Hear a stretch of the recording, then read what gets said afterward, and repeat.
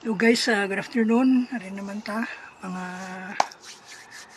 utod ko, mga kaamok. Kaamok iti Facebook mo, Facebook ka. Amok. So mga kaamok, ang akong subong topic is campaign strategies siya. No?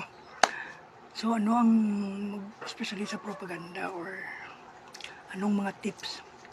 Okay, sa mga photo ops, guys, yung mga kandidato, please, mga bio nyo dapat, kung mag-photo ops ka mo, solid, bold colors.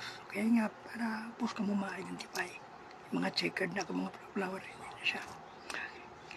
Second, sa mga campaign materials, guys, ang pinaka-ideal gid, dapat may mo kaya sang kalendaryo nga mayo nga klase, good quality, dako nga pwede masabit ng tao sa iya nga sulod sang balay.